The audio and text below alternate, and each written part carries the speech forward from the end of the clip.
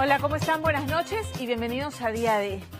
Me gusta la tenacidad de Angélica Villegas, que retoma los casos con elementos nuevos que además pueden darle un giro a algunos que han sido archivados, como este que le vamos a contar esta noche, que lo retomamos, por cierto. La policía del Ministerio Público ha dado por cierta la versión de quienes vieron por última vez con vida a Shirley Villanueva.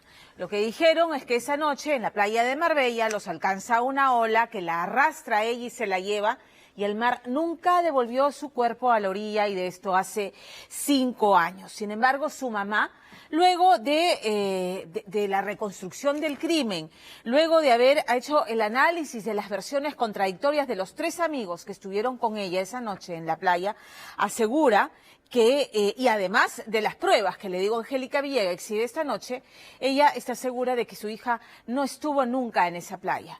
La madre de esta chica, estudiante graduada ya de Ingeniería Civil de la Universidad de San Marcos, asegura que su hija fue atacada, que a su hija la asesinaron y que la tienen enterrada en algún lugar, y reclama que el caso sea reabierto. Lo que hasta entonces se conocía de este caso es que Shirley y 3 amigos de la facultad se reunieron para ver el partido de la selección. En el medio tiempo deciden irse a otro lugar y hacen una parada en la tienda de un grifo donde compran licor.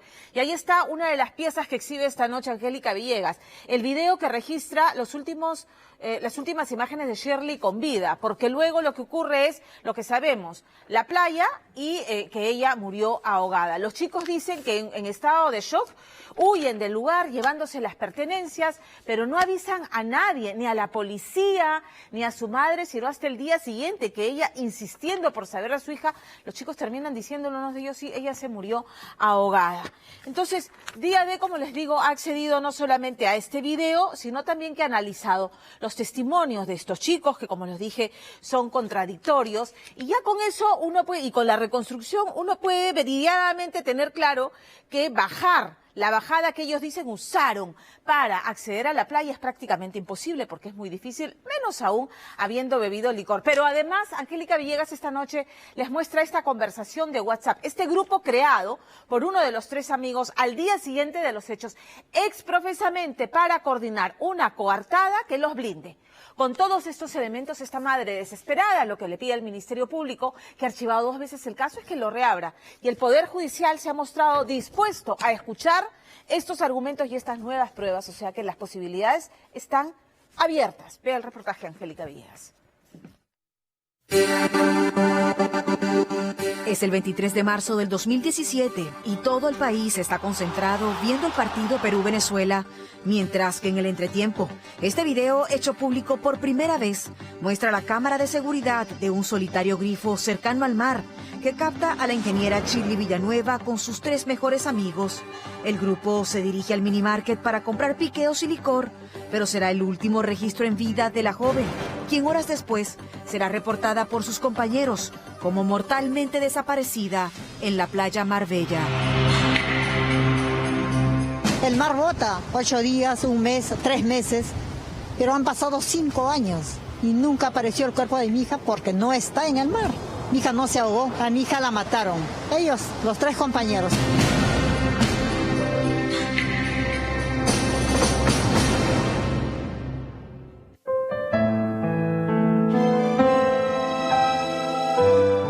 Por 1825 días, doña Norma ha visitado el grifo de Magdalena, donde su única hija de 24 años, la ingeniera civil Shirley Villanueva, fue vista por última vez con sus excompañeros de clases de la San Marcos, Joseph Velázquez, Edgar Pozo y Brian Arenas. Durante todo este tiempo de angustia, su piel se insoló de buscar a su hija en cada playa, esperanzada hasta en el flotar de cada bolsa negra, pensando encontrar el cuerpo, fotografiando hasta el día de hoy, desde lejos, esa playa donde está segura que su hija no murió. Señora Norma, tengo entendido que este fue el lugar al que su hija ingresó aquel marzo del 2017, cuando vino a ver el partido Perú-Venezuela. ¿Cuál fue exactamente el plan que ella le indica aquel día? Eso yo me entero después, ¿no? Donde yo al día siguiente leo el mensaje que ella está reunido con 3 ex compañeros en este bar llamado Sky. Antes que Shirley le escriba a su madre este mensaje, ya la cámara de seguridad de este grifo la capta vestida de verde, ingresando con sus 3 colegas al minimarket. El registro la muestra conversando con un sonriente Brian Arenas, mientras en la delantera del grupo está Edgar Pozo concentrado en su teléfono, al igual que el mejor amigo de ella, Joseph Velázquez, quien va en el medio del grupo. 4 minutos después, a las 7:49 de la noche, la ingeniera es registrada, saliendo sola del lugar en medio de un video con fallas de origen por el tiempo, y luego regresa sola al minuto, para seguidamente repetir el trayecto, acompañada esta vez por Brian Arenas, el mismo con quien conversaba inicialmente, quien apresura el paso detrás de ella, saliendo y regresando al lugar 3 minutos después, momento en el que la joven le habría escrito el siguiente mensaje a su madre, el cual sería su último texto en vida. Ma, estoy viendo el partido en Alchifa por la U. Apagaré mi cel porque no tengo batería. Te llamo cuando termina. Lo que ocurre en el minimarket no puede visualizarse y en esa calidad del material la fiscalía lo entregó a la madre de Shirley. Aún así, en el expediente indican que dentro del minimarket conversan, los hombres envían mensajes, compran bebidas y Shirley un piqueo. Saliendo primero Joseph a los 2 minutos, seguido por la ingeniera enfocada en el teléfono y el resto de los 2 amigos Brian y Edgar, quienes cambian la dirección de destino en una zona rodeada por hostales. Y se les ve cruzar este espacio. Hasta ahí yo la vi a mi hija. De ahí ya no se sabe más qué pasó. Es el último registro en vida de Shirley Villanueva. Lo que ocurre después es narrado por sus 3 amigos tras una tragedia. Señora Norma, la información que han dado los 3 jóvenes que estaban con su hija esa noche es que después del grifo, ellos comienzan a tomar en una banca licor y posteriormente descienden para llegar hasta la playa. ¿Usted cree en esta versión? No, eso es lo que ellos dicen. Ellos tendrían que haber bajado esto para llegar a la playa. Y es imposible y mi hija sobre todo, sabiendo que esta playa es peligrosa y prohibida para bañarse. Yo no creo en eso, no creo en la versión de ella. ¿Su hija sabía nadar? No, no sabía nadar. Me sorprende porque si de día se dificulta bajar la playa, y usted me indica que para aquella época el muro era más alto, de noche y bajo efectos del alcohol, ¿cómo pudieron hacerlo? El día de la reconstrucción, a ellos mismos se les dificultó bajar. Ellos también no pudieron bajar. Entonces ahí uno se da cuenta que no es cierto. Aún así, ante la policía, los 3 ingenieros narran que la noche de los hechos se quitaron la ropa Shirley, Joseph y Edgar, quedando en prendas íntimas e ingresando al mar, a excepción de Brian, quien los observaba. Que ellos dicen que estaban agarrados de la mano los 3 y que luego una ola los arropa. ¿Y por qué la dejaron? Se supone que estaban agarrados, abrazados, dice que estaban. Yo no sé cómo la soltaron. En declaración policial, Edgar indicó que cuando la ola lo arropó, quedó en blanco y el mar arrojó a su otro compañero Joseph hasta la orilla, estirándole la mano para socorrerlo, perdiendo de vista a Shirley, recordando él que Brian, quien no ingresó al mar, al ver todo lo que les ocurría, les dice que deben irse, pero Joseph señala que deben recoger primero las pertenencias de ella, quien las entrega a Brian, mientras que Edgar les dice que todo está mal, que no pueden retirarse. Aún así lo hacen, sin reportar tan confuso incidente. Si una amiga de tantos años se ahoga, no vas a reaccionar llevándote las cosas y salir corriendo. ¿Qué tenían que esconder? ¿Y se les ha cuestionado de por qué en ese momento no llamaron al serenajo o alguien? Según ellos dijeron que estaban asustados, en shock. De acuerdo a los jóvenes, al Brian tener las pertenencias de Shirley, seguidamente se detiene en una bodega para comprar una bolsa negra y meter en ella la mochila, los lentes y el dispositivo de la joven, regresándole todo esto a Joseph, quien lo bota en un contenedor cerca de la San Marcos, quedándose solo con el teléfono de la ingeniera. Pero a continuación, un detalle jamás expuesto. Edgar refirió en interrogatorio que Joseph, al día siguiente de los hechos, creó un grupo de WhatsApp con él y Brian. Al día siguiente de los hechos, crean un WhatsApp. Y en ese WhatsApp, Joseph les indica exactamente que solo deben decir que ese día ven a su hija hasta el partido frente a la San Marco y que posteriormente la embarcan en un taxi. Buscar una coartada, inventar algo, que ellos se prepararon bien. Por eso que después de 24 horas, recién ellos dicen que mi hija se ahogó. En los interrogatorios saltaría otro detalle. Joseph, el mejor amigo de Shirley, le confiesa a los otros 2 compañeros con quienes estuvieron esa noche que tiene el teléfono de ella, y Edgar admite haber aprovechado el momento para revisar el dispositivo de esta ingeniera e indagar con quién se había comunicado horas antes de los hechos. Además, Joseph les refiere que deben borrar lo conversado en ese grupo de WhatsApp recién creado y no referirse a la mochila o al teléfono de la joven ante la policía, para posteriormente decir que ha perdido el chip del teléfono de la ingeniera al no saber cómo apagarlo. Pero ya es el mediodía siguiente y todos se preguntan dónde está Shirley, quien no fue a trabajar. Entonces su madre ubica a otro excompañero de la universidad que le da una importante información. Él me informa, me dice, señora, sí, ayer Shirley salía con 3 compañeros y me dice los nombres, Brian, Joseph y Edgar. Me dijo, ella ha salido y se han ido a ver el partido. Él me dice, señora, tranquila, yo ahorita les llamo. ¿Usted pidió el número de alguno de estos 3 No, me dijo, ahorita les llamo y él llamó. Y al ratito, como él no me daba, yo volví a llamarle al amigo de Shirley. Y le digo, no, señora, nadie me responde. Entonces yo le digo, dame los números. Y me dictó los números. Entonces yo llamaba tampoco, en las primeras no respondían. Y en uno de esos responde, supongo que habrá sido Edgar o Brian. Y le pregunto, pues de frente, le digo, soy la mamá de Shirley, ¿dónde está mi hija? No llega, dice que ha estado con ustedes. Señora, mi hijo Shirley, no, anoche la embarcamos. Yo vuelvo a llamar al otro número, ¿no? ¿El que era de quién? De Joseph, que él es el que me dice, no, Shirley se ha ido con Brian Arenas. Es otra versión.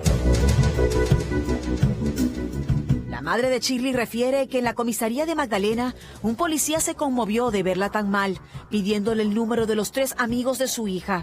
Así que el efectivo los llamó para decirle que estaban denunciados por la desaparición de una joven, pero ellos colgaron la llamada y al mediodía, después de los hechos, desde la Divincri de Magdalena, contactarían a la familia de ella para contarles lo que según ellos ocurrió con Shirley. Pero justo cuando mi esposo iba a llamar, entra la llamada.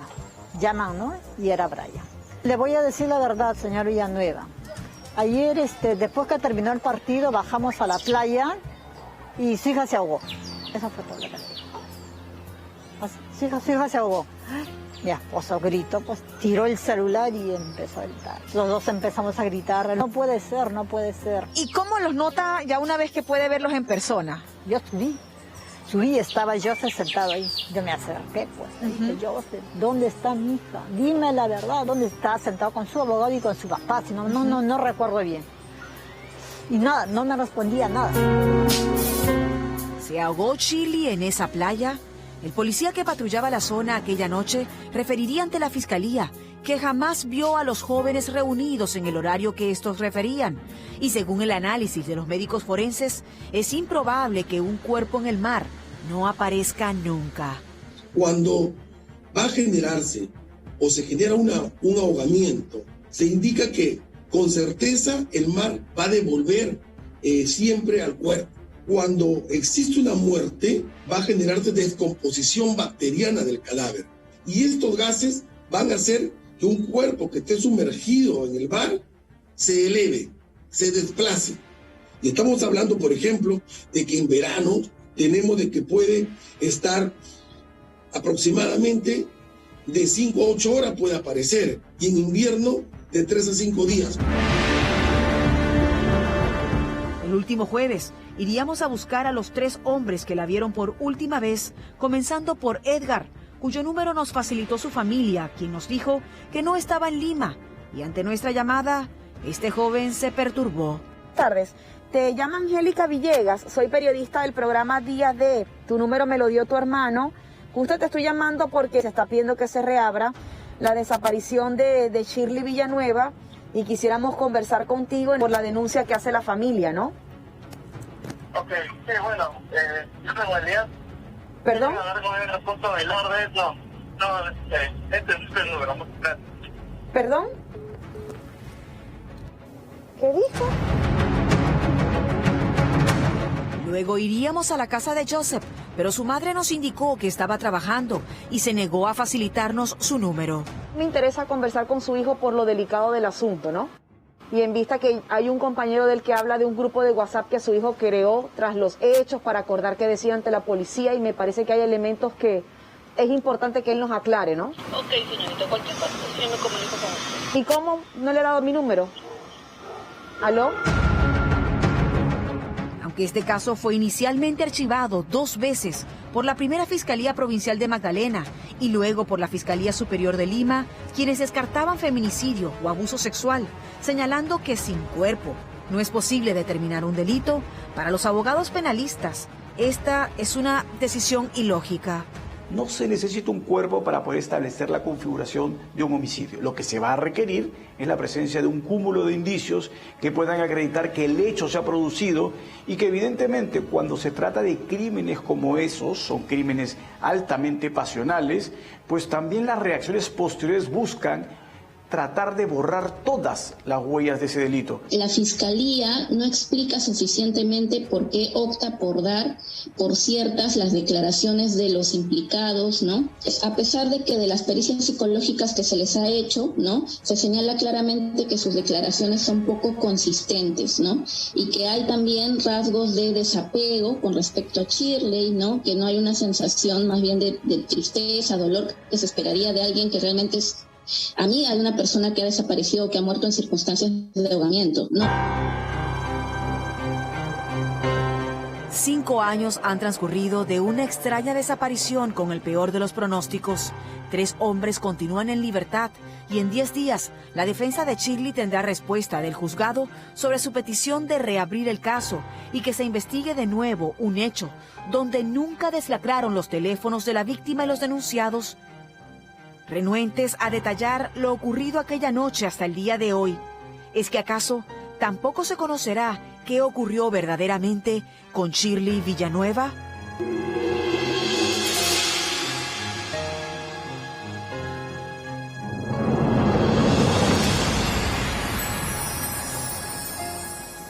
Yo me pregunto sinceramente cómo es que si efectivamente no hay cuerpo, alegremente se puede asegurar de que no se trató de un feminicidio, de que no hubo agresión sexual si no hay el cuerpo.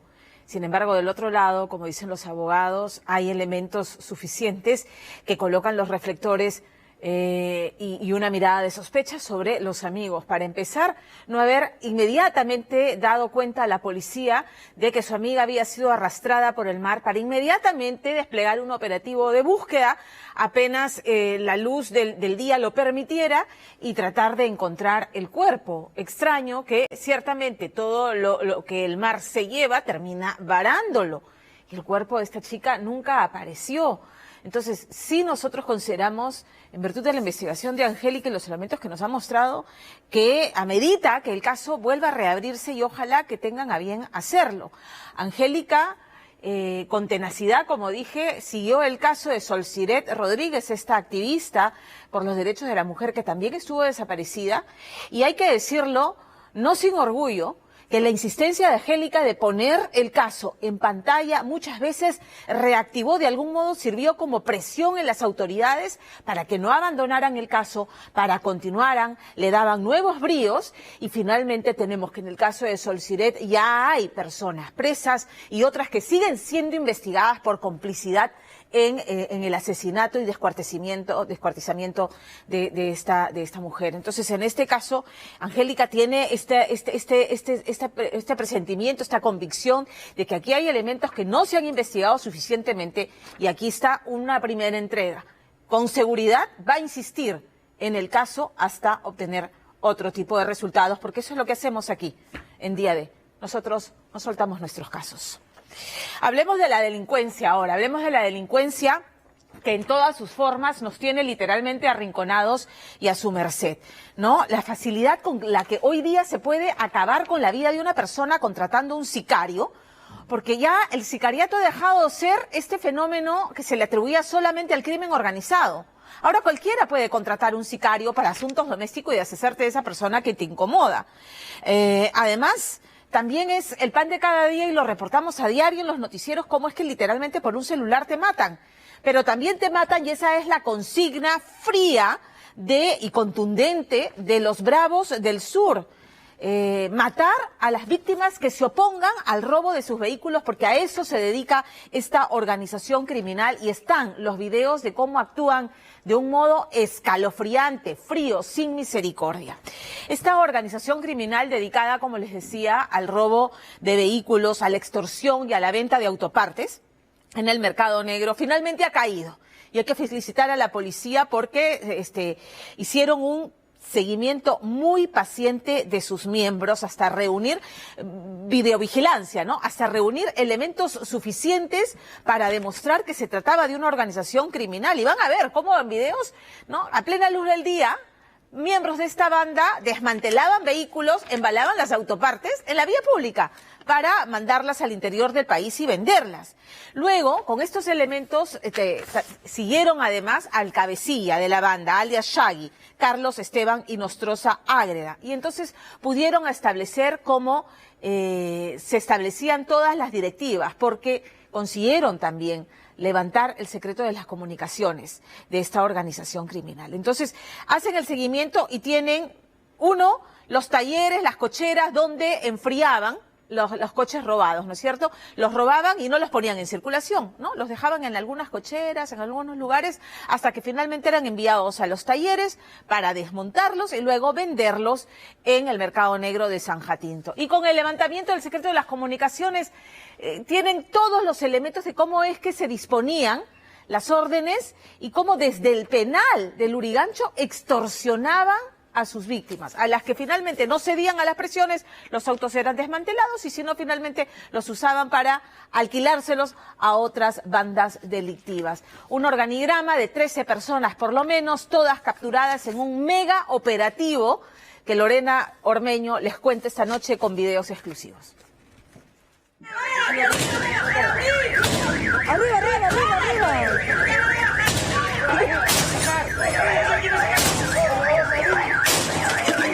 La policía llegó implacable y cual teatro bien ensayado. Desde el interior, estas mujeres intentaron bloquear a la autoridad para proteger al cabecilla de la organización.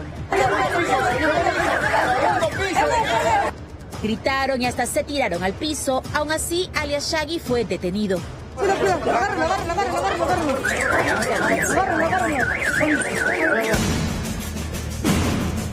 Y como él, uno a uno fueron cayendo los miembros de los Bravos del Sur en un operativo simultáneo que se ejecutó en 14 viviendas en 8 distritos con 400 policías y 25 fiscales. ¡Policía! ¡Ey! ¡Policía, venga por acá! ¡Ven por acá! La estocada final a una organización criminal dedicada al robo de vehículos, receptación agravada y extorsión. Una de tantas en este lucrativo y sangriento negocio.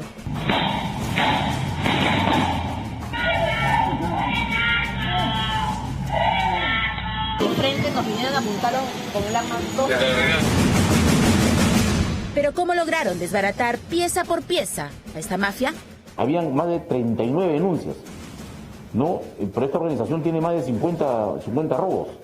Entonces comenzamos a hacerle un rastreo, un seguimiento y pudimos determinar que había una organización viva.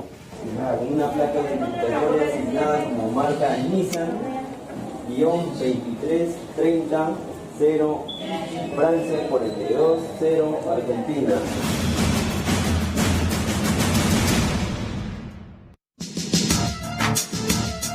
Noviembre 2019, 3 de la tarde. Estos sujetos llegaban a este terminal cargando la puerta de un vehículo marca Kia. Cualquiera pensaría que eran negociantes que preparaban un envío al interior del país, pero no. Eran delincuentes que, sin saberlo, eran seguidos y grabados por agentes de la División de Delitos de Alta Complejidad, DIVIAC. Tal era su desfachatez que en plena calle embalaban no una, sino hasta 3 autopartes robadas de distintos vehículos. Eran las primeras pistas de una organización criminal que desde 2019, DIVIAC y la primera Fiscalía de Crimen Organizado investigaban al detectar los sospechosos movimientos de Carlos Inostroza Ágreda, conocido en el mundo del AMPA como Shaggy, y que tenía antecedentes por robo agravado. de que una organización despiadada, muy inhumana, porque le arrebataban los vehículos a personas, a trabajadores, a comerciantes, a emprendedores, que los han dejado prácticamente en la ruina. Y siguiendo a Shaggy, descubrieron rutinas y personajes que se repetían una y otra vez, en las que, cual director de orquesta, el presunto cabecilla dirigía todo desde su viejo auto plomo, movilizando furgonetas como esta, que casi siempre terminaban en manos de Elmer Cárdenas Cosme, alias Vacunador, según la policía, su principal socio en el crimen.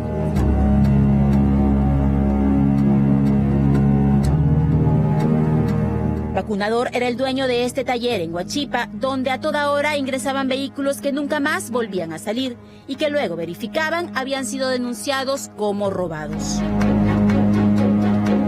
Con esta información se autorizaron escuchas legales a Shaggy, logrando descubrir una compleja telaraña delictiva con al menos 13 miembros. La organización Los Bravos del Sur tenía una estructura muy bien definida y en la base se encontraban aquellos que debían ubicar los vehículos y robarlos en toda la ciudad. Por eso su misión era recorrer Lima en diferentes distritos para encontrar vehículos a pedido o algunos que se vendieran fácilmente. Y eso ocurrió el 11 de febrero del 2020, cuando uno de ellos llegó a la calle Mendelssohn en San Borja y encontró en este lugar una minivan marca Chevrolet color blanco. Todo empezó a las 11:17 de la noche, cuando este hombre de short blanco, identificado como Pedro Esquivel Quirós, alias Chato, apareció merodeando el lugar donde el empresario Sergio Saldaña había dejado su minivan. Era un vehículo de trabajo que teníamos, que justo lo habíamos comprado con los ahorros de la empresa. ¿Dónde estaba? Acá. ¿Ya? Acá estaba estacionado y lo dejé una tarde. Y al día siguiente, en la mañana, cuando quiero salir, me voy con la sorpresa que no estaba el carro. Dios, ¿qué? ¿El carro dónde está? ¿Cómo es posible? Y eso pido ayuda a los vecinos y con las cámaras de seguridad. Acá hay una. Después allá hay otras 2 cámaras. Y eso nos dimos cuenta que a las 12 de la noche ya no estaba el carro. Y comenzamos a retroceder la cinta. Y nos dimos con la sorpresa que había una persona parada dando vueltas por acá. Alias Chato, denominado pionero dentro de la organización, observó el vehículo desde distintos ángulos hasta que realiza una llamada a un cómplice que desde lejos hace de campana. ¿Ese que está delante tuyo? Parece una combi, un tío. Está parado. ¿Qué? ¿Qué combi es? Espérate, no es bien, pe. Espérate, voy a ir ahorita a subir.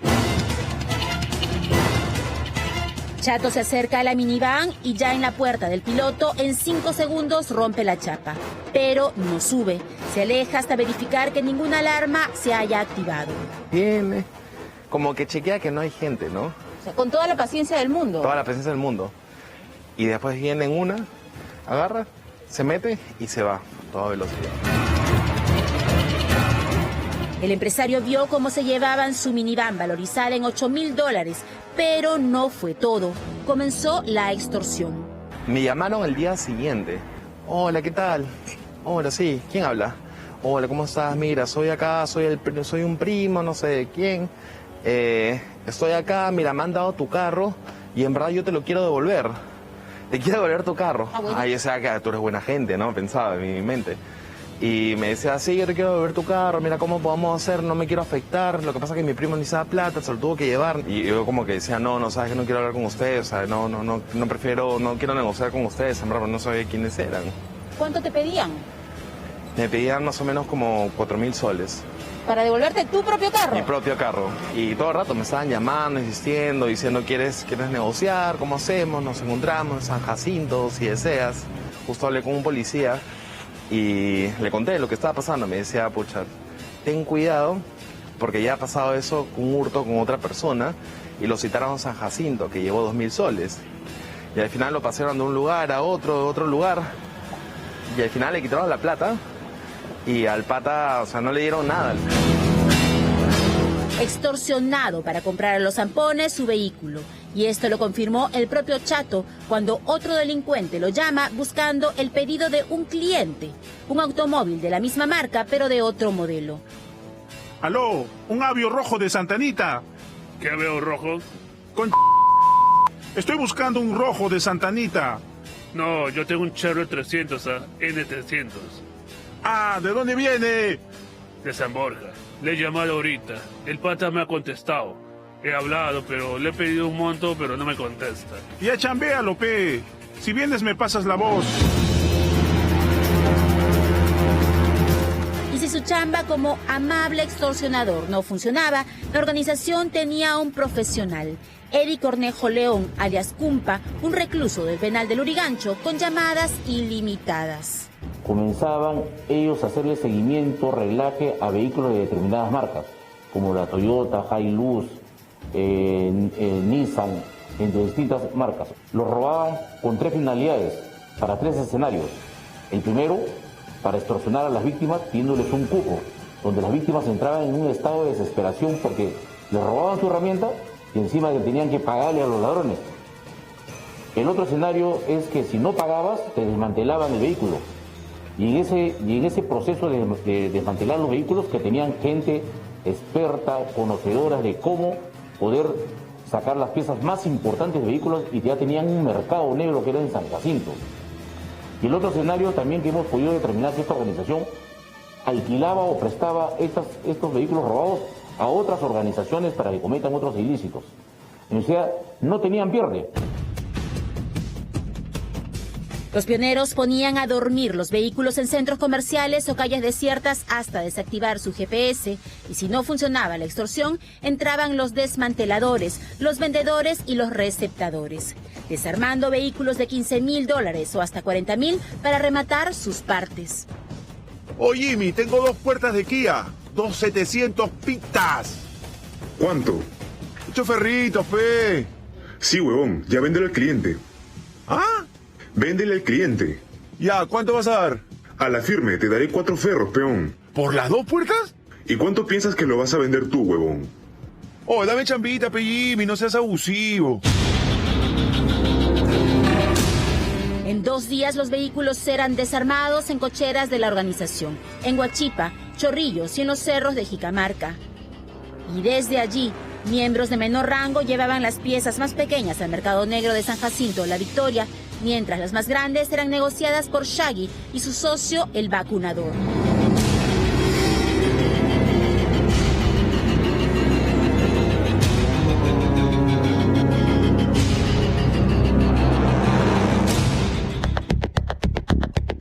Así, los Bravos del Sur amasaron pequeñas fortunas, todos con casas de varios pisos y bien equipadas. Según la policía, solo Shaggy habría robado más de $1 millón de soles. Y en su casa, en Nocheto, en Santa Anita, fue detenido. Informando para que firme. No firma nada. ¿Su motivo por no querer firmar? No voy a firmar nada, pues no sé lo que me están hablando ni diciendo. Simplemente hagan su trabajo, vamos, y ya, y no hay problema. Ya. Yo no firmo nada. Ya, se negó a firmar. Carlos Inostroza no quiso reconocer su culpa, aunque lo delataba su viejo auto estacionado en la puerta. Elmer Cárdenas, vacunador, se escapó por los techos, aunque dejó las furgonetas delatoras. Así, detuvieron a 11 miembros de la organización, entre ellos Pedro Esquivel, el sigiloso Chato.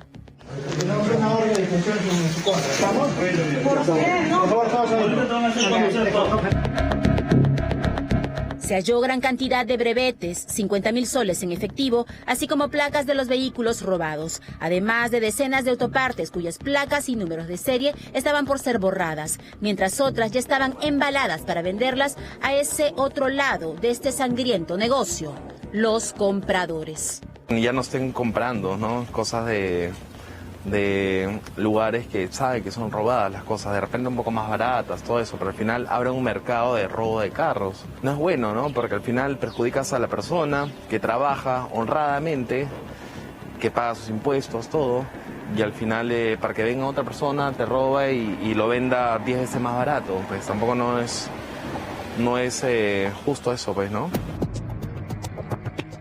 Hoy todos enfrentan penas de hasta 35 años de cárcel como organización criminal. Pero es apenas un paso en una ciudad donde roban entre 15 y 20 vehículos al día, cada vez con más violencia.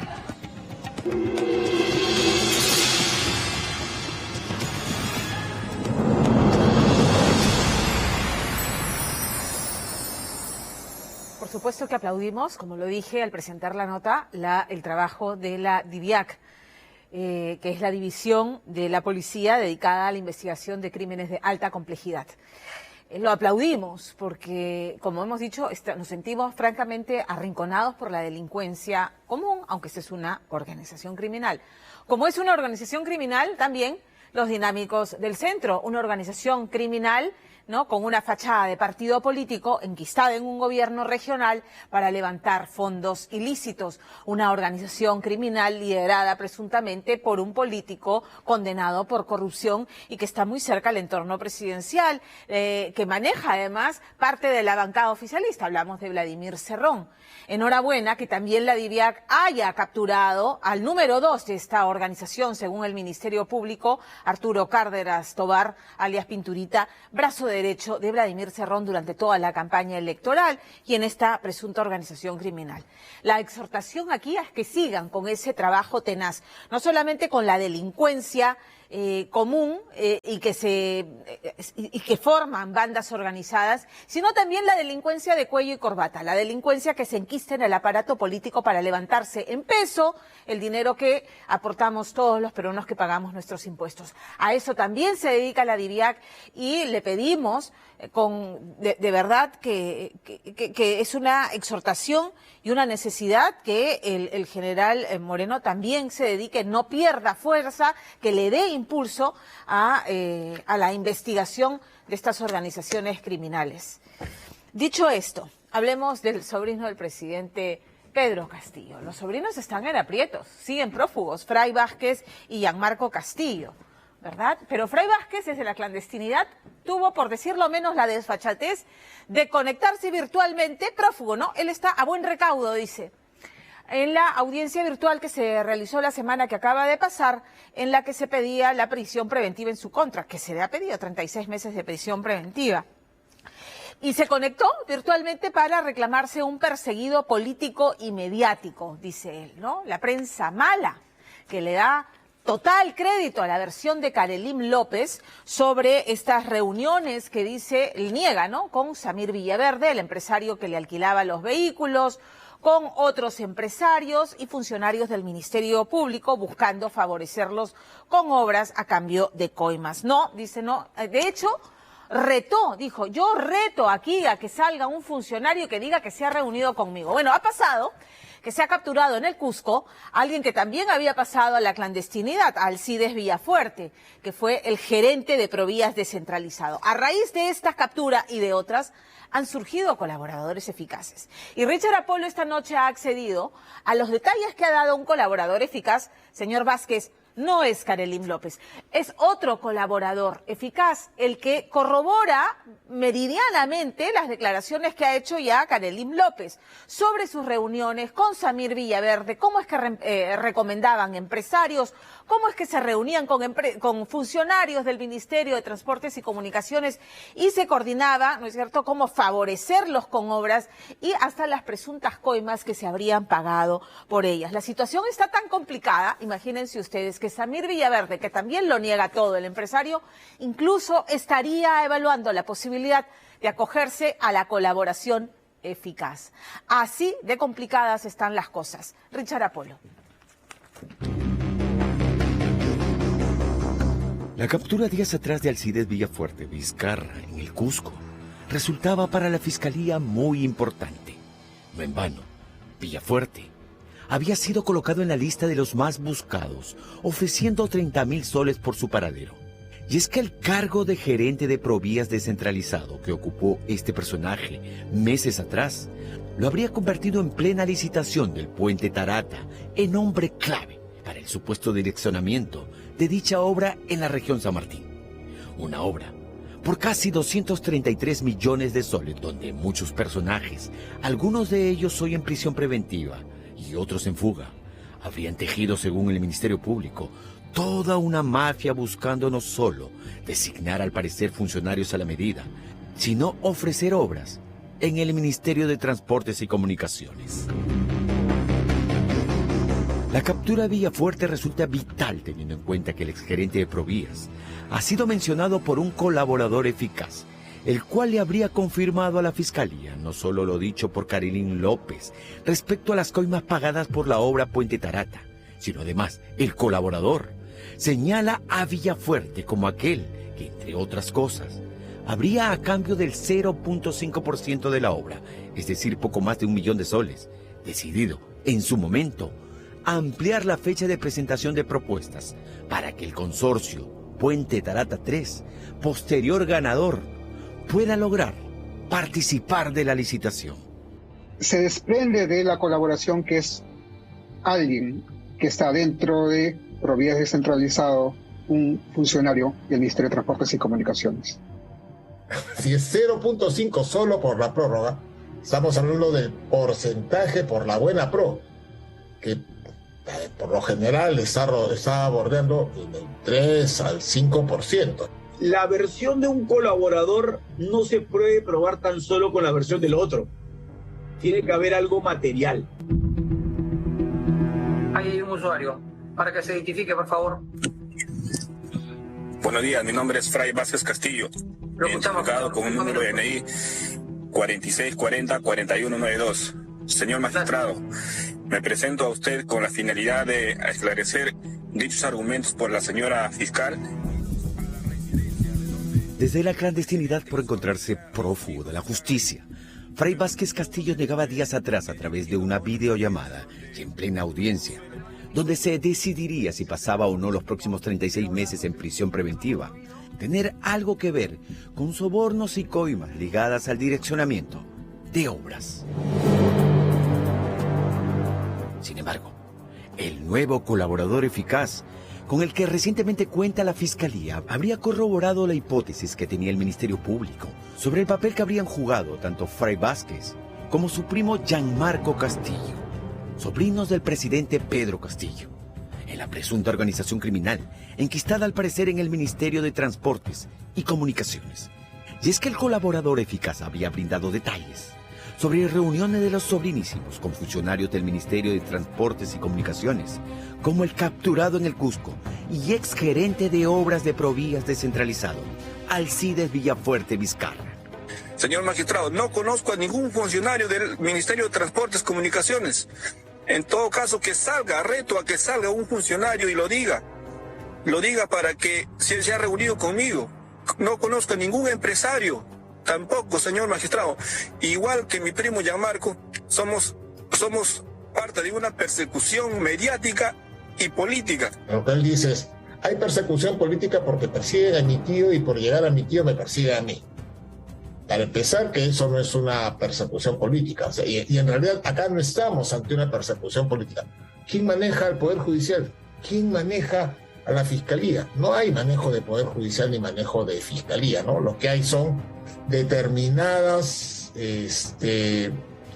entidades del Ministerio Público, estas fiscalías especializadas que están cumpliendo con su trabajo. Un dato.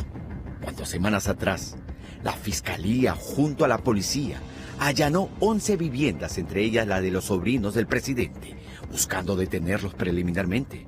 Si bien no logró dar con ellos, el Ministerio Público habría incautado en la vivienda de Gianmarco Castillo en San Juan del Lurigancho una anotación escrita al parecer por Gianmarco que decía: reunión con el director de Provías Descentralizado Lima. Bueno, está anotado en una página de abril del 2021. Es un manuscrito un poco desordenado, ¿no? Y como sabes, a veces uno escribe sobre lo que encuentra. Parece que lo apuntó así a la primera, ¿no? Aquello reforzaría la tesis fiscal, la cual señala que desde que Pedro Castillo asumió la presidencia de la República, sus sobrinos, con la bendición de su tío, a quien, por cierto, el Ministerio Público señala como cabecilla de la presunta organización criminal, habrían buscado junto al empresario Samir Villaverde tener el control de Provías Descentralizado y poder, así, direccionar las licitaciones en las obras.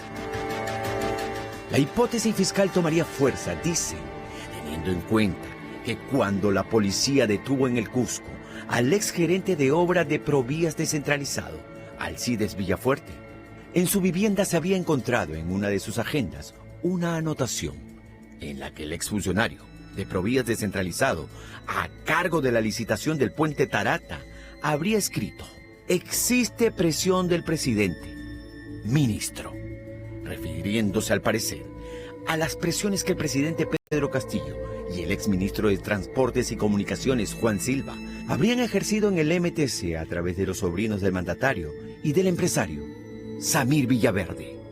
La información que ha dado el colaborador también apunta a que Samir, como decía Karelin, era un personaje con mucho poder en la designación de funcionarios en el MTC. Esta persona tiene cómo sustentar lo que dice con lo que ha presentado la Fiscalía. Siguen siendo dichos. No ha presentado documento en sentido amplio, grabaciones, fotografías, audios, etcétera. No ha presentado nada más que su dicho. Sentado esta semana en el banquillo de los investigados, Edgar Vargas, exmiembro del comité que adjudicó la obra al consorcio Puente Tarata 3, negaba lo que recientemente el colaborador eficaz contó al Ministerio Público sobre Vargas, a quien días atrás en Chiclayo la policía capturó al encontrarse en fuga y en la lista de los más buscados, junto a los sobrinos presidenciales y Bruno Pacheco.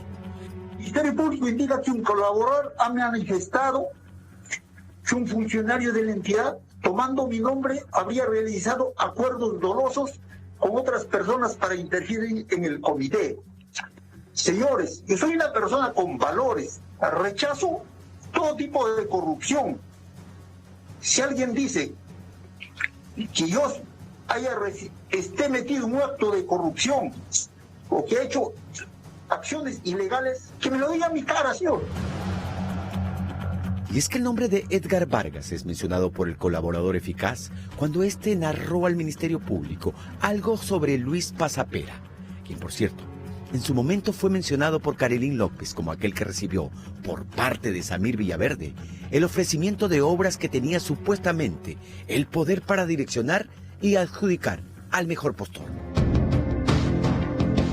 Tiempo atrás, Karelin también le contó a la Fiscalía que incluso en algún momento, en medio de la licitación del puente Tarata, Luis Pasapera habría tenido una fuerte discusión con Samir Villaverde, que habrían incluido incluso amenazas por parte de Villaverde.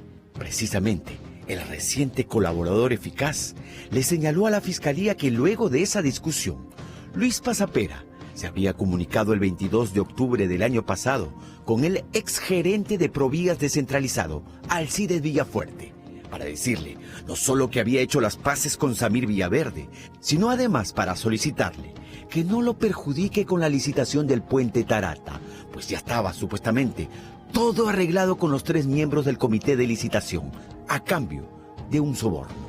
El colaborador contó que Luis Pasapera le habría dicho a Alcides Villafuerte que ya había hablado con Edgar Vargas, uno de los 3 miembros de aquel comité de licitación del puente Tarata, para que supuestamente a cambio de recibir el 0,5% del monto total de la adjudicación en beneficio de Alcides Villafuerte y Edgar Vargas, este ayudaría al consorcio Puente Tarata 3 a ganar la licitación. Hay detalles respecto del caso que yo tengo que conversar directamente con él para que me los aclare. Porque en una coyuntura de una imputación tan seria, en un caso que se está convirtiendo en un caso muy emblemático, que eventualmente puede comprometer al presidente de la República, claro, no todas las personas actúan con la tranquilidad, la ecuanimidad necesaria. Se puede sentir obnubilados, preocupados, desesperados y acaban diciendo cosas que no son las correctas. Algo también importante a tomar en cuenta en esta historia, según la Fiscalía, es que 35 días después que el consorcio Puente Tarata 3 se adjudicó la buena pro de la obra, el entonces gerente de Provías descentralizado, Alcides Villafuerte, fue promovido al puesto de asesor de la dirección ejecutiva de Provías y pasó de ganar 7.000 a 14.000 nuevos soles. En aquel nombramiento, al parecer, investiga el Ministerio Público, habrían tenido que ver tanto Gianmarco Castillo, Samir Villaverde y, por supuesto, dicen, el entonces secretario presidencial, Bruno Pacheco. Todo señala el Ministerio Público con la venia del presidente de la República, Pedro Castillo, aunque Pedro lo ha negado más de 3 veces. Otro dato clave para la Fiscalía con relación al exgerente de Obras de Provías, Alcides Villafuerte, y su presunta participación en el direccionamiento de la obra del puente Tarata fue, dicen, encontrar en su vivienda un voucher con una transferencia bancaria a su favor por 100.000 nuevos soles, semanas después de otorgar la buena pro de la licitación. La Fiscalía sospecha que aquellos 100.000 soles formarían parte del soborno. Lo que al parecer, hasta ahora, Alcides Villafuerte no ha podido explicar de dónde sacó esos 100.000 soles que aparecen en transferencias bancarias en su cuenta. Si se encuentra dinero, el viejo refrán que viene del sistema anglosajón es follow the money. Hay que seguir el dinero. Si hay 100.000 soles, hay que ver de dónde vinieron. Ahora, si han dejado huella en el sistema financiero, pues la pista es muy fácil de seguir. Y sorprendería que no la hayan seguido. El mismo refrán no se utilizó para Pacheco. Pero ahí estaban los $20.000. ¿Alguien hizo la suerte de seguir la ruta de ese dinero? No. Y es que el cerco parece cerrarse poco a poco, y con ello también las posibilidades para los investigados, que deberán decidir pronto cuál será para ellos la mejor salida. Seguir negando como Pedro a Jesús y afrontar un proceso que podría ponerlos por largo tiempo tras las rejas, o por el contrario, optar por la verdad.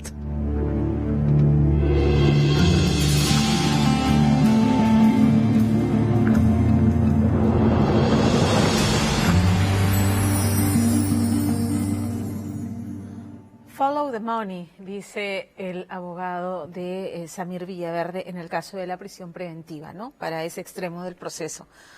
Y la Unidad de Inteligencia Financiera, hoy lo saben por una investigación de Gabriela Villasís, ha determinado que, por ejemplo, el local de Perú Libre ha sido comprado con dinero de procedencia ilícita.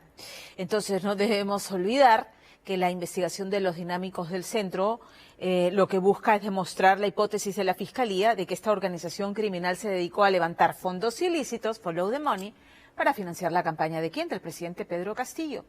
Una vez en el poder, nuevamente, ¿no? Follow the money, ¿no? La licitación sigue el dinero, follow the money. La licitación del puente Tarata 3, que termina ganando en una licitación amañada, pagando, como acabamos de ver, supuestamente coimas del 0.5% de la obra, valorizada en 233 o más millones de soles. Follow the money, sigan el dinero. Quienes están involucrados, según esta investigación, en esta licitación, los sobrinos del presidente Pedro Castillo, que están en la clandestinidad. ¿Cuánto tiempo más van a estar en la clandestinidad? ¿Están aquí en el Perú? ¿Tan difícil es dar con su paradero? ¿No le convendría al presidente Pedro Castillo, porque todos los caminos terminan desembocando en Palacio de Gobierno y apuntando a él, que se pongan a derecho y que hablen? ¿Quién mantuvo durante 7 meses al ministro Silva en Transportes y Comunicaciones? ¿No fue el presidente Pedro Castillo? El presidente Pedro Castillo con el Congreso mirando para un costado hasta las que las cosas ya fueron insostenibles. Un Ministerio de Transportes y Comunicaciones que ha claudicado, ¿no? Y se ha puesto de rodillas frente al transporte informal. Un gabinete que hace agua por todas partes. Es inaudito que se haya producido una huelga de controladores aéreos y que el resto del gabinete no lo supiera, autorizada por la ministra de Trabajo, Betsy Chávez, para quienes algunos dicen que renuncie. No solamente hace agua el gabinete, hace agua el gobierno y esta sombra de sospecha de corrupción que podría alcanzar incluso al presidente Pedro Castillo. ¿Dónde está el presidente Pedro Castillo enviando cartas notariales y exigiéndole a la prensa, porque los sobrinos se reclaman víctimas de una persecución mediática, pobrecitos, la prensa mala que señala que levanta infundios? Pruebas. Todas las investigaciones que están saliendo a la luz se basan en información que se ha obtenido de fuentes oficiales, unidad de inteligencia financiera, carpetas fiscales.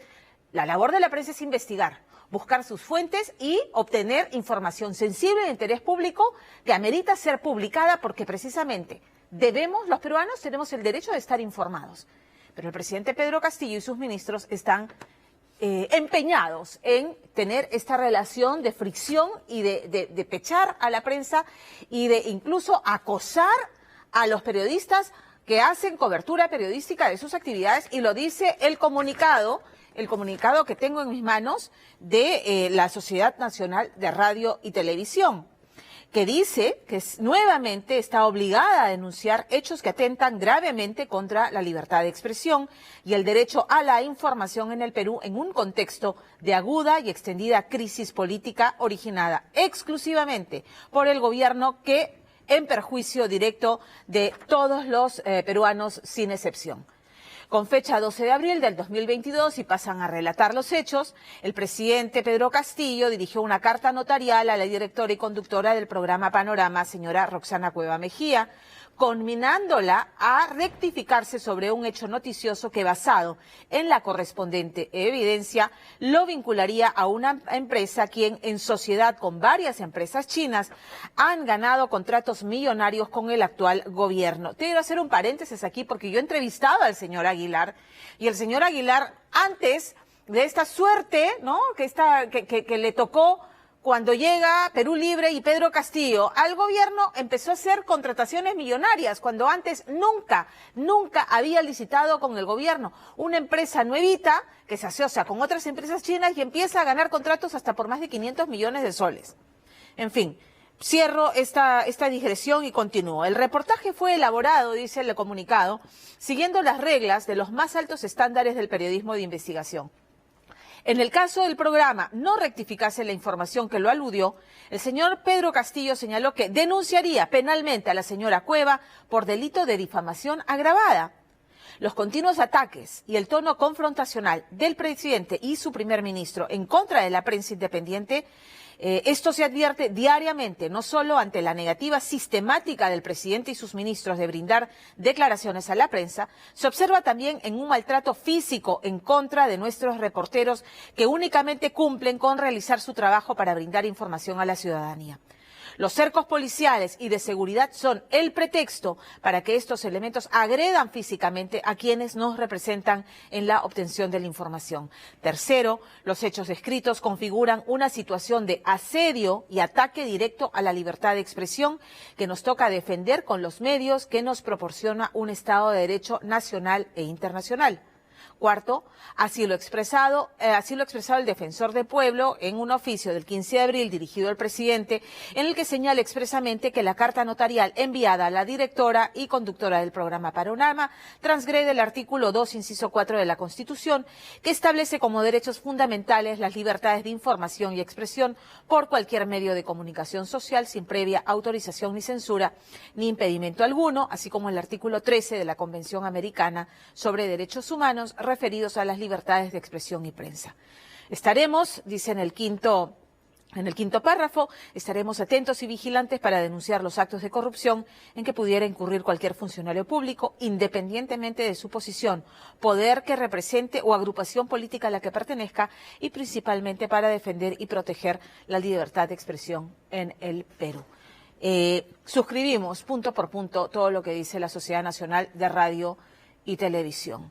La prensa a la medida es propia de dictadores, de autócratas, que no resisten, que no permiten la disidencia y que la persiguen. Y ahí tenemos Cuba, tenemos Nicaragua, tenemos Venezuela. Y nosotros somos, señor presidente Pedro Castillo, una democracia, ¿verdad? En una democracia, parte del núcleo fundamental de esa democracia es la libertad de expresión. Y una prensa crítica que ponga los reflectores, como vamos a hacer siempre, en Día D y en nuestros programas informativos, poner los reflectores donde hay oscuridad, presunción de corrupción, de amañamiento, de cosas oscuras y torcidas. Ahí estamos nosotros para interpelarlos también. Tiene las puertas abiertas de todos los canales si usted tiene a bien responder a nuestras preguntas. Jamás a la medida, siempre con libertad. Nuestra encuesta de esta noche, ya está nuestra pregunta colgada en nuestra cuenta de Twitter, @DiaDATV. ¿Cree que Aníbal Torres, el premier, debe dejar el cargo? Ingrese, vote, más adelante damos los resultados y con esto ahora nos vamos a la pausa. Enorme polémica ha generado la ley de tenencia compartida. Nosotros aquí en Día D, que siempre bregamos por la infinidad de casos de padres que deciden venir a narrar sus penas. No puedo ver a mi hijo, no puedo ver a mi hija hace meses, años. Siempre decimos, ambos padres tienen derecho a esa relación saludable con sus hijos después de la separación. lo que hace esta norma es obligar al juez a disponer la tenencia compartida obligatoriamente, y hay ya el Ministerio de la Mujer, el INAVIF, la Defensoría del Pueblo, organizaciones feministas que han dicho, pero ¿y qué pasa en esos casos donde hay violencia familiar? ¿Cómo le van a permitir a un padre agresor tener contacto? No es sano, no es saludable. La polémica está abierta. El Ejecutivo incluso anuncia que observaría la norma. Vamos a entrar en el detalle de esta norma al regresar aquí en Día D. Pero antes de la pausa... Teresa es una abuela que hace más de 763 días que no ve a su nieto. Catherine Serpa no ve a su hijo hace 5 meses. Jorge Romero hace 3 años y Jorge Caguas hace 4 años que no ve a su hijo mayor, pero a su hijo menor ni siquiera lo conoce por foto. Se separó de su esposa cuando ella tenía 6 meses de embarazo y no ha podido conocer a su segundo hijo. Entonces todos ellos reclaman lo mismo que nosotros también hemos reclamado tantas veces aquí en Día D cuando hemos hecho casos de tenencia, ¿no? Que los hijos no se conviertan en un trofeo, en una disputa de la que ellos son ajenos, ¿correcto? Siempre hemos reclamado por proteger la integridad emocional de los niños en una relación que se rompe, que se termina. Y también siempre hemos dicho y lo sostenemos, que salvo que el relacionamiento de los hijos con alguno de los padres resulte más lesivo que el verse privado de este derecho, entonces el niño tendría que gozar de una relación sana, afectiva, emocional, física, con los dos progenitores. La respuesta que tantos padres esperan y que están bregando en el Poder Judicial durante meses y años por una tenencia, por un régimen de visita venido del Congreso de la República, que como les adelanté antes de la pausa, ha aprobado la ley de tenencia compartida, que en buena cuenta lo que supone es que tras una separación, el juez debe otorgar la tenencia compartida en igualdad de condiciones a ambos padres. Esta ley, hay que decirlo, tiene la opinión técnica desfavorable de la Defensoría del Pueblo, del Ministerio de la Mujer, del INAVIF, del Ministerio de Justicia, porque señalan que la ley, al hacer automáticamente obligatorio que la tenencia la compartan ambos padres, no dejaría margen a que se haga la investigación necesaria para ver si es que ambos padres cumplen con las calificaciones para hacerse de esa tenencia. Y esa es la preocupación principal, sobre todo en un país donde en lo que va del año solamente se han registrado 24.000 casos de violencia familiar, denuncias por violencia familiar. Esa es la preocupación. Percy Guzmán.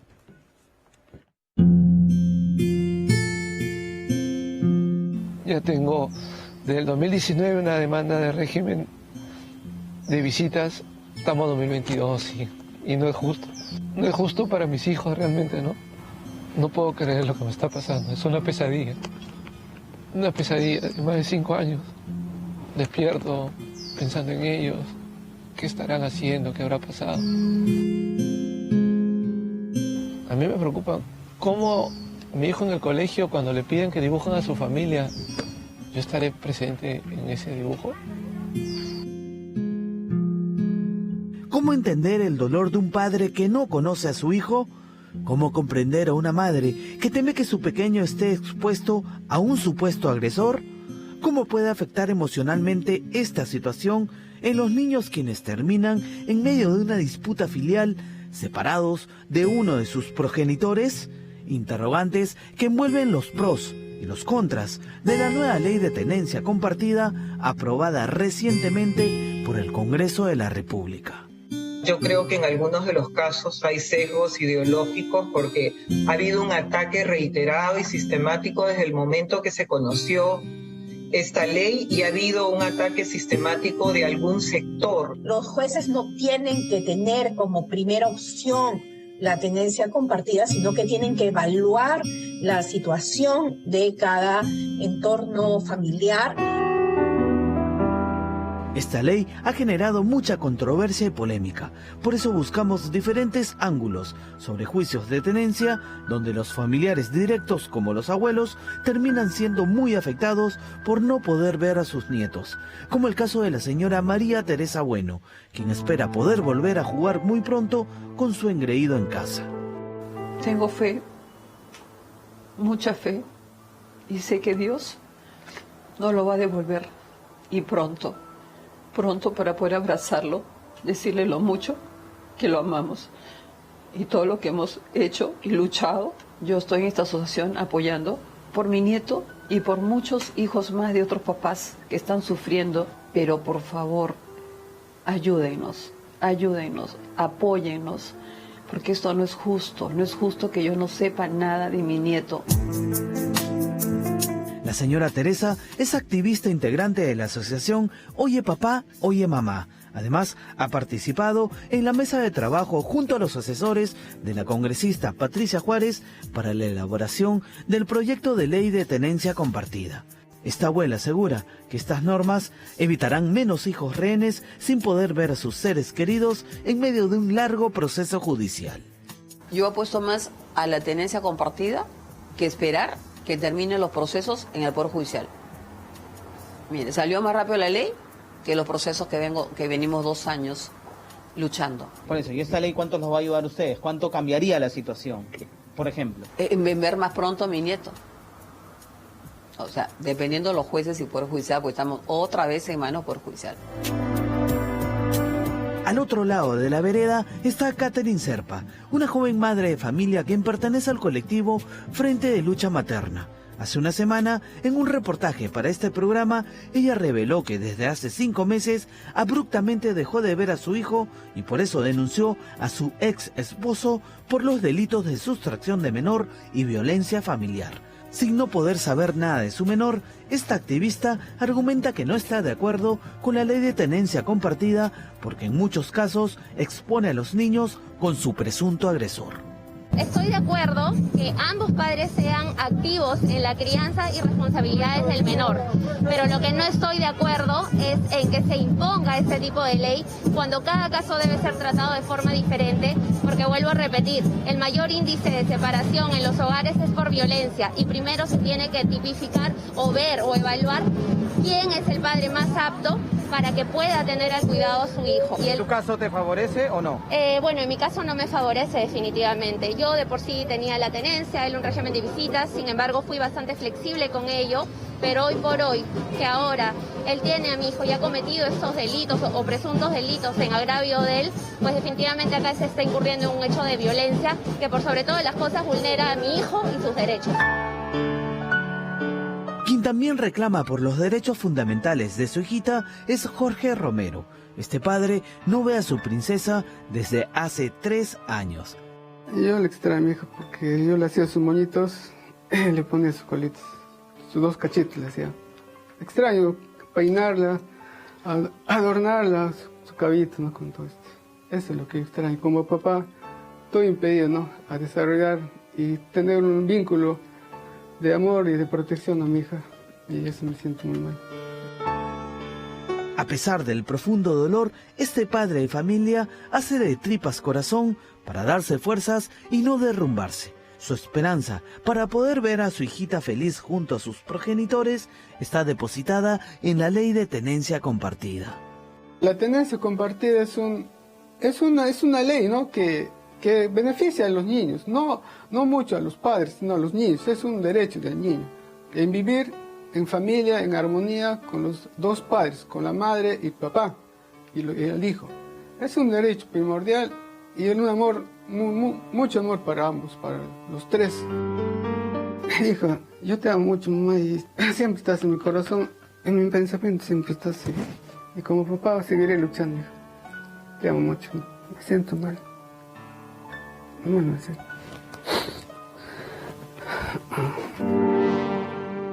Como el proceso legal de Jorge, existen miles de expedientes en el Poder Judicial por casos de tenencia.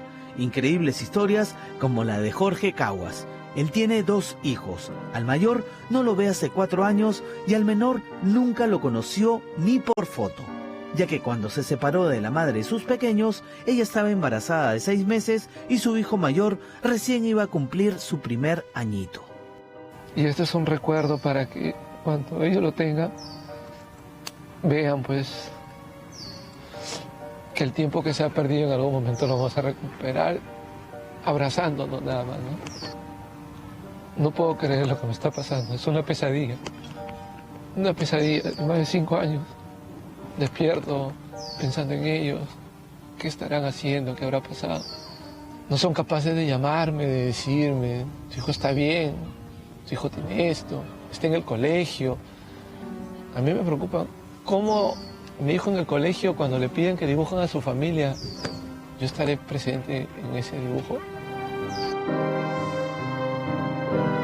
Mi hijo no sé realmente cómo es. Realmente no sé y quiero conocerlo. Anhelo conocerlo. Le pido a Dios todos los días que me dé esa oportunidad. Si bien es cierto, la demora judicial de estos casos generan violencia, porque durante todo el interminable proceso legal, que puede durar muchos años, los hijos son separados de uno de sus padres biológicos. Por eso la abogada de familia y una de las asesoras de esta ley, la doctora María Guamán, afirma que este proyecto ha sido elaborado pensando en los derechos fundamentales de los niños. El derecho al sano contacto con papá y con mamá. Y sobre todo a no perder ese vínculo cuando la pareja, se separa o se divorcia. Aquí debe prevalecer el interés superior del niño. Y el interés superior del niño es mantener esa unidad familiar. Es que los padres asuman con responsabilidad su rol y que separen su situación personal y emocional de lo que compete la evolución y el desarrollo de ese niño. El grupo de la Asociación de Tenencia Compartida Perú realiza todos los días vigilias esperando la pronta aprobación de la norma. Mientras que por otro lado de la ciudad, diferentes colectivos, como el Frente de Lucha Materna, alzan su voz en contra de la ley de tenencia compartida, aprobada con 76 votos a favor por el Congreso de la República. En el caso de tenencia compartida, la verdad que no estoy de acuerdo, no pueden generalizar, los casos no son iguales. Y estamos aquí el día de hoy porque nos manifestamos en contra de una aprobación de ley de manera tan rápida, sin un enfoque técnico, sin una mirada realmente exhaustiva, y es bastante preocupante que incluso congresistas que se dicen ser aliadas de las causas justas por los derechos de la mujer, por los derechos de las infancias, que no hayan tenido realmente un verdadero debate. Diferentes voces y entidades han observado las normas de la ley de tenencia compartida, como el Ministerio de la Mujer, la Defensoría del Pueblo y el Centro de la Mujer Peruana, Flora Tristán. No toma en cuenta, ¿no?, la grave situación de violencia que generalmente se vive en los ámbitos familiares, ¿no? Y que las principales víctimas específicamente de esta violencia son las mujeres, los niños y las niñas. Y establece bajo criterios de aparente equidad, ¿no?, que ambos padres tienen que tener una tenencia compartida. Estaría dándose una norma en términos de equidad, pero en realidad si uno lo evalúa desde una perspectiva de realmente igualdad, de que la violencia es algo que está en la vida de las mujeres, de los niños y de las niñas, y que los jueces no tienen que tener como primera opción la tenencia compartida, sino que tienen que evaluar la situación de cada entorno familiar. Sin embargo, para la congresista Patricia Juárez, quien junto a su colega de bancada Fernando Aguinaga presentaron la ley de tenencia compartida, no existe ninguna posibilidad que estas normas favorezcan a los padres agresores. De ninguna manera nosotros estamos imponiendo la posibilidad de que a un padre o una madre agresora se le dé la tenencia del niño. Bueno, eso sería lo más absurdo que podríamos nosotros proponer como Congreso.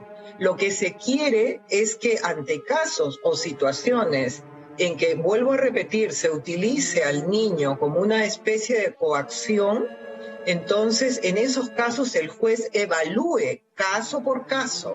No es que el juez de manera inopinado, el juez sin evaluar va a dar la tenencia compartida. Ese no es el espíritu de la norma.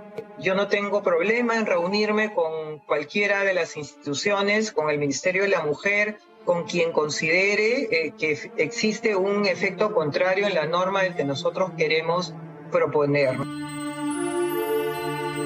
El proyecto de ley de tenencia compartida ha sido elevado al Ejecutivo, quienes tienen 15 días para las consideraciones. Luego la autógrafa volverá a la Comisión de la Mujer del Congreso para decidir si aprueban la norma por insistencia o se allanan a las observaciones del Ejecutivo.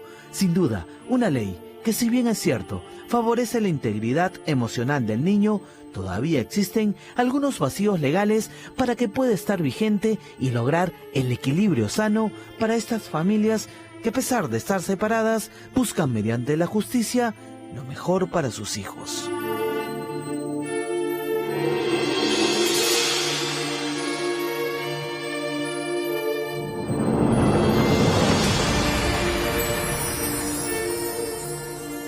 Ya lo dije, el Ejecutivo anuncia que observará la ley y sería bueno una reflexión sobre las mismas, ¿no? Y recoger las opiniones, que son varias, en contra de la norma. Quizás hacer precisiones para aliviar las preocupaciones que son legítimas. Pasamos a otro tema. Hablemos de la coyuntura en la que vivimos y el diagnóstico que ciertamente ya es harto conocido, ¿no? A merced de un gobierno inepto, incapaz de prever las crisis, menos resolverlas a tiempo. 6 víctimas mortales después de este levantamiento social que se vivió a nivel nacional, luego de la paralización obligatoria injustificada de Lima y Callao, que supuso perder miles de millones de soles alimeños y chalacos. La sujeción al transporte informal de parte del Ministerio de Transportes y Comunicaciones. Sobrevino lo que ha pasado esta semana, el zafarrancho ministerial, con la decisión de la ministra de Trabajo, autorizar la huelga de controladores aéreos sin aparentemente comunicarle al resto del gabinete. Zafarrancho ministerial, golpeando en el mismo día que iniciaba el feriado largo de Semana Santa al sector que más lo esperaba y que más golpeado ha sido durante la pandemia. Hablamos del sector turismo, ¿no? Pasajeros varados en aeropuertos, pasajeros presos en los aviones, en pleno vuelo, que no podían aterrizar en las ciudades de destino. Uno de ellos, el favorito, el más cotizado, el Cusco, que claramente se estaba preparando y se había preparado para recibirlos. Esta paralización que ha ocurrido no solamente afecta a hoteles, a operadores de turismo, de aventura y a los restaurantes, sino a toda la cadena productiva que abastece de productos, no solamente a los comedores de lujo, sino, van a ver en el reportaje de Fernando Díaz, que estuvo en el Cusco, a los guariques, a las picanterías, donde se ofrece una experiencia gastronómica singular, porque usa ingredientes reconocidos y otros que vienen siendo rescatados del recetario milenario de nuestra gastronomía andina. En ese esfuerzo están los 2 chefs más reconocidos a nivel mundial, peruanos ellos, por supuesto, Gastón Acurio y Virgilio Martínez, gracias Carlos, y Virgilio Martínez, ¿no? En rescatar, en experimentar y poner en valor tubérculos, hierbas y otros productos de los Andes que parecían olvidados y que ellos incorporan a la gastronomía local y en sus restaurantes, ¿no?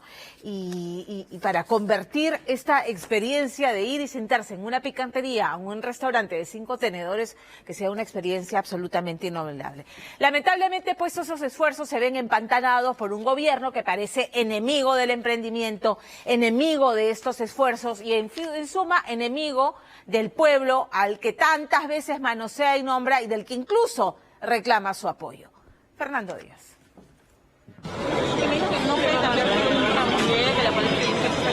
Mira, todo el mundo nos hemos quedado acá porque no hay vuelos, nos han cancelado todos los vuelos.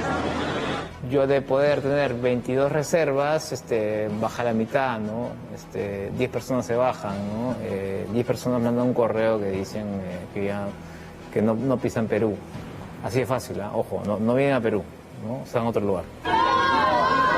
Por favor, háganme una cosa.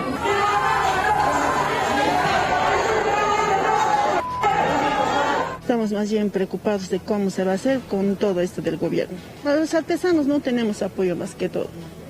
Vivimos del día al día y no hay venta y no tenemos que comer.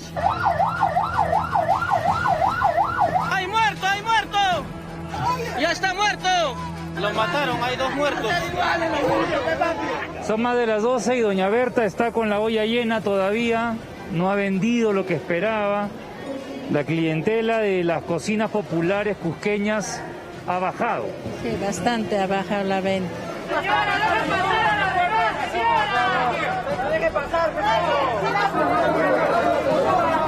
Ese fuego que arde en las carreteras en medio de una protesta, que bloquea el transporte y que es capaz de incendiar la pradera al punto de ahuyentar al visitante y declarar en emergencia el turismo peruano, es el mismo que puede también encender la llama de cientos de cocinas y fogones de la maravillosa ciudad imperial del Cusco. Pase lo que pase, el ser humano, la población, las diferentes ciudades del mundo, ante cualquier situación, siempre van a necesitar alimentos. Y qué mejor hacerlo con cocina tradicional, cocina que llena, como te digo, pero no solo el estómago, sino el alma. Mientras se anuncia para este lunes 18 un paro regional de campesinos, estudiantes y transportistas, más de 5.000 restaurantes cusqueños esperan que la convulsión se enfríe y que el calor de las viejas recetas de su potente gastronomía puedan recuperarse de las millonarias pérdidas dejadas por la pandemia, pero también resistir la enorme incertidumbre que les genera este gobierno. ¿Para qué dividir? El dividismo nos va a llevar a una cosa adentro. Lo que tenemos que hacer es levantarnos, ayudarnos entre nosotros. Es lo que hacemos nosotros acá. Lo único que puede dividir es el afilado cuchillo con el que el chef Uriel Alférez, del restaurante Chicha de Gastón Acurio, troza un crujiente cuy a la orange, que ya quisiera probar la presidenta del Congreso. Yo como cuy, no como faisán. Bueno, los turistas ya han empezado a comer cuy bastante. Como dice la presidenta del Congreso, yo no como faisán, como cuy. ¿Tú crees que come cuy? No creo. Creo que es más faisán. Después de 2 años y medio de cierre por COVID, los restaurantes cusqueños con ese batallón de ollas, sartenes y cucharones reabren tímidamente. Desde las mesas del mercado de San Pedro con su potente caldo de gallina, hasta la picantería cusqueñísima, bastión de las recetas ancestrales de la cocina imperial. Estas láminas son el hocico de la vaca. Sí, cortaditas. Con su nariz y todo. Sí, no tiene moquito, no se le hace. Ahí vamos.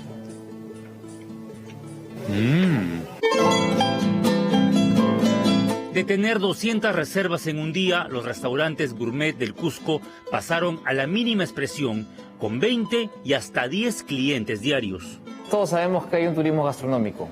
O sea, gente que viene a Lima a comer, que viene a Cusco a comer, a consumir otras cosas. Y obviamente también no van a consumir mucho lo que sucede en Cusco, que es las cosas fuertes, ¿no? Machu Picchu, ¿no? Los centros arqueológicos y demás. Pero bueno, toda esa gente se pierde. A 1 hora y media del Cusco, a más de 3.000 metros de altura, el restaurante del mundialmente galardonado chef peruano Virgilio Martínez desafía no solo al soroche, sino a la más sofisticada innovación culinaria, rescatando insumos únicos para paladares dispuestos a la sorpresa.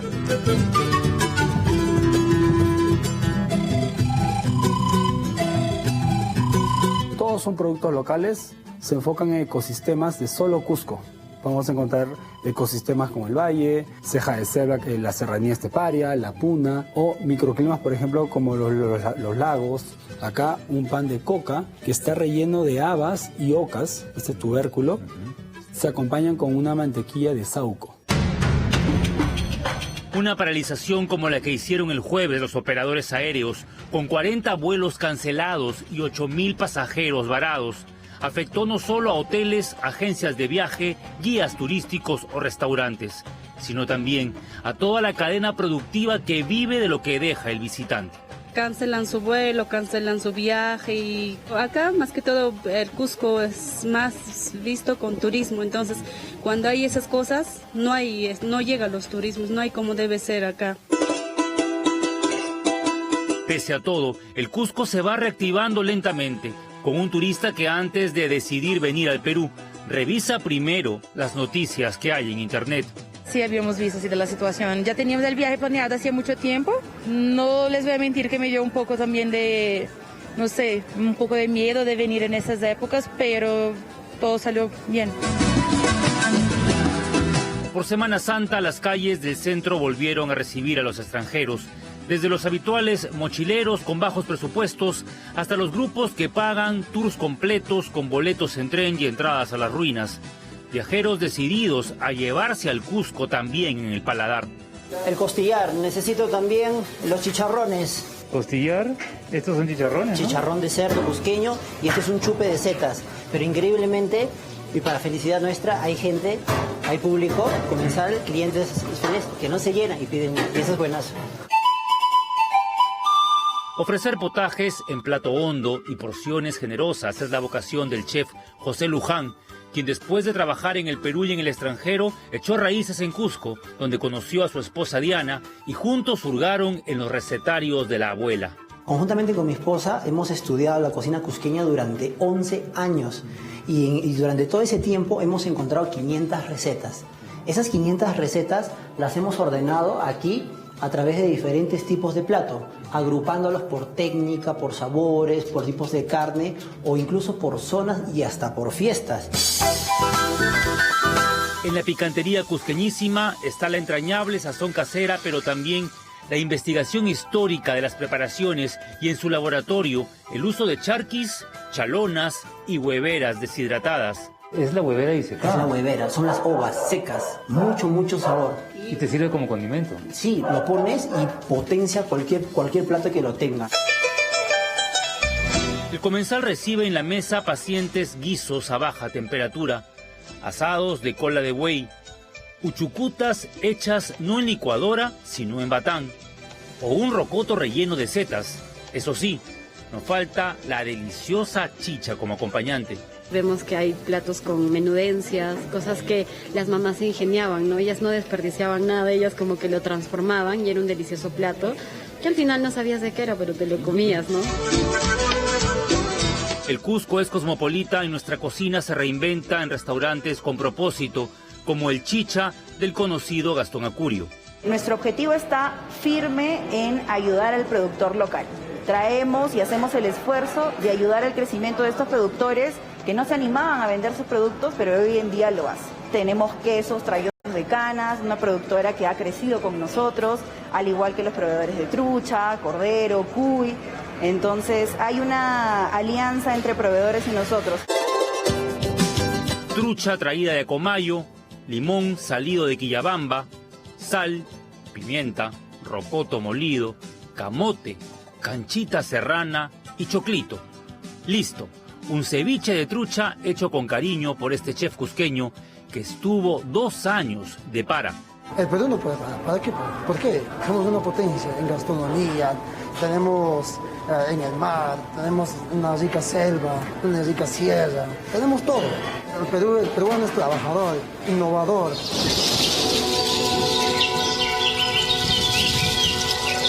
Frente a los andenes de Moray, donde los incas hace miles de años domesticaron tubérculos, maíces o hierbas en terrazas que simularon distintos microclimas, se levanta el restaurante 1000.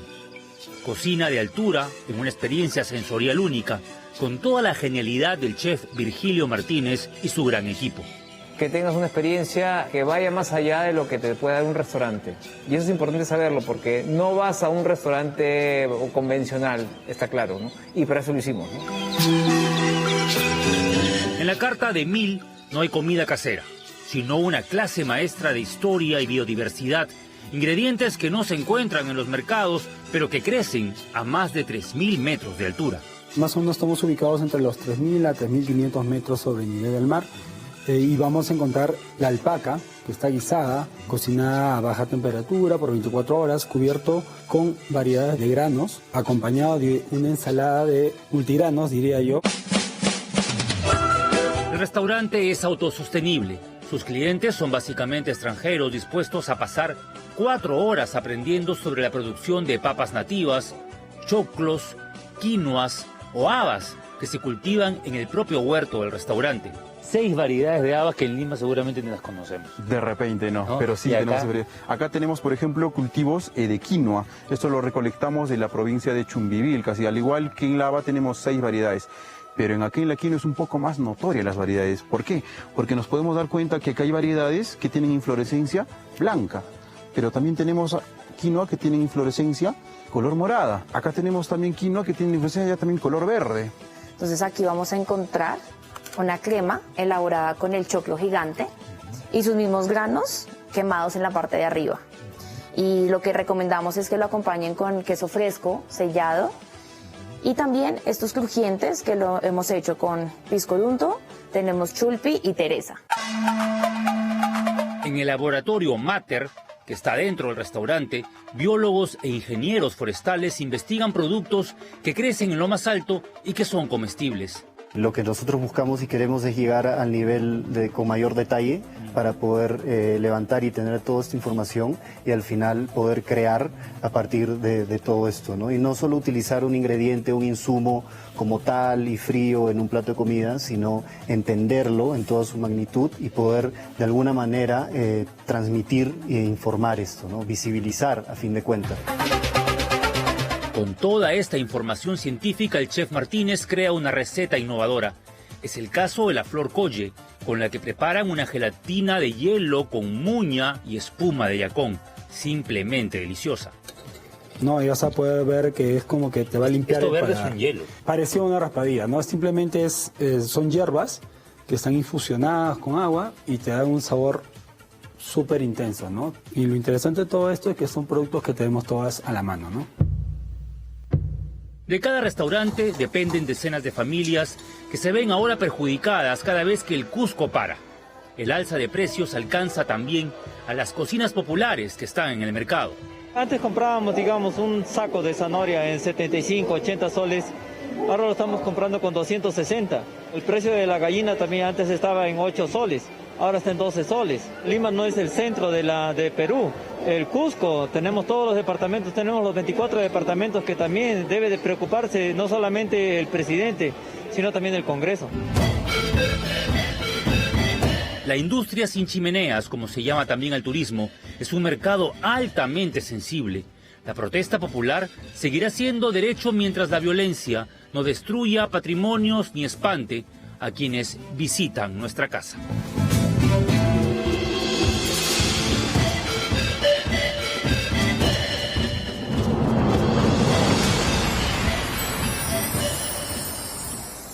Y para mañana se anuncia paralización en Cusco y hay temor, y hay desconcierto, y hay zozobra, porque cuando Cusco para, o sea, no hay marcha atrás y literalmente todos se ven afectados. Hay turistas en el Cusco. Hay gente que aprovechando el feriado largo está ahí, probablemente se quede unos días más. ¿Qué es lo que reclaman los colectivos que anuncian esta paralización para mañana? Reclaman por el tema de la corrupción en sus autoridades, por la inflación, y ya lo hemos escuchado en el reportaje, y por el incumplimiento de campañas electorales. La pregunta se cae de madura. O sea, el premier Aníbal Vázquez habrá convocado a sus ministros, Aníbal Torres habrá convocado a su ministro de Turismo, a su ministro de Agricultura, al ministro del Interior, habrán coordinado algo, habrán previsto qué iba a pasar, se habrán reunido con los colectivos. ¿Qué han hecho? ¿Qué han hecho? Mañana Cusco se paraliza. Vamos a perder todo lo avanzado y de lo que nos ha dado apenas una muestra Fernando Díaz en este reportaje, todos los esfuerzos, todo el emprendimiento, todo el amor que se pone en cada uno de estos emprendimientos. ¿Los vamos a tirar al tacho por un gobierno incompetente, incapaz de acercarse y resolver e incluso poner paños fríos antes de que estalle? Hartos estamos. Un premier que lejos de mostrarse dialogante confronta, pecha, culpa a la prensa, culpa a unos y a otros en vez de hacer verdadero mea culpa. Un presidente que vive escondido en Palacio de Gobierno, incapaz de dar mensajes claros y anunciar cuál es el rumbo y por dónde salimos de este entrampamiento.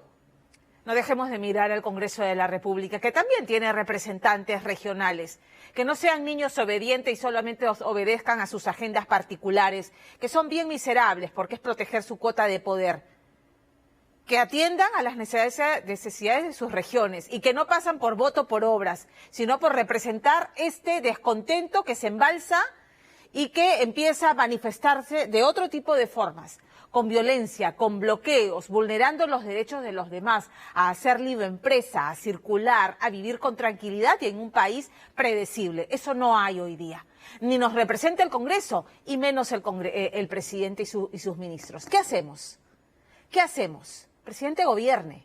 No abdique, gobierne. Y si no puede, entonces dé un paso al costado. Pero no nos dejen esta incertidumbre. No nos merecemos esto. Siga votando. La pregunta está en nuestra cuenta de Twitter. ¿Cree usted que el ministro Aníbal Torres, el premier, debe dejar el cargo? Leemos más adelante las respuestas. Nos vamos a la pausa y vamos a hablar de otra arista de esta realidad que nos arrincona. La violencia contra los seres más vulnerables de una sociedad, que son los niños. Una criatura de 3 años secuestrada, agredida físicamente y violada, agredida sexualmente. El violador confeso ya, está preso preventivamente.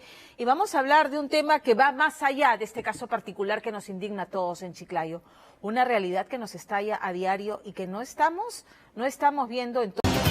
Bueno, el caso de esta criaturita, este angelito de 3 años, secuestrada, sometida a maltrato físico y a violación sexual, nos ha conmovido a todos. O sea, nos ha removido la entraña, porque estamos hablando de bestialidad pura.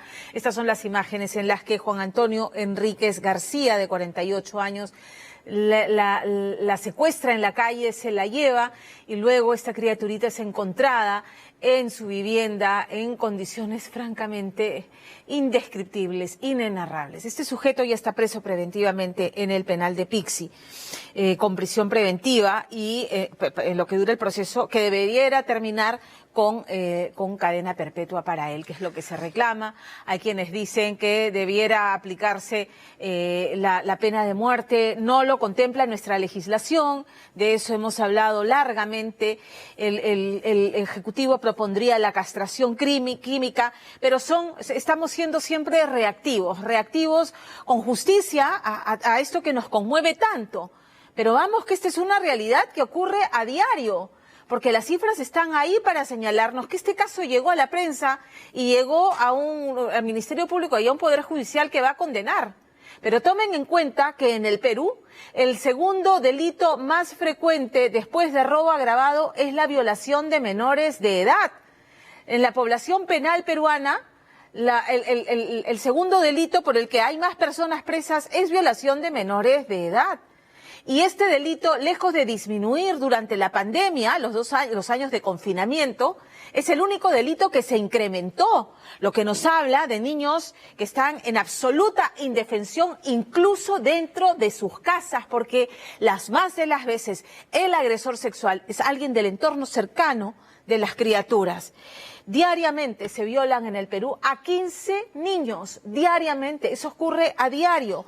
Más de 21.000 niños violados en los últimos 4 años. Esa es la realidad, que no llega muchas veces a los canales de televisión, menos al Ministerio Público y menos al Poder Judicial. Y por ellos es que se tiene que hacer mucho más de lo poco que se ve desde el gobierno y desde el Congreso. Rápidamente, resultados de la encuesta, en las que es amplio y notorio que lo que se reclama es un cambio en el gabinete, en la cabeza del premierato. 86% reclama que el premier Aníbal Vázquez dé un paso al costado y 13% que no. Dicen que se está evaluando en Palacio de Gobierno. La gran pregunta es si finalmente entenderá que necesitamos un premier dialogante, no un premier del entorno cercano del presidente, que hasta ahora no ha dado la talla. ¿Entrará en razón el Ejecutivo? Prendamos velas. Nos vamos a la pausa.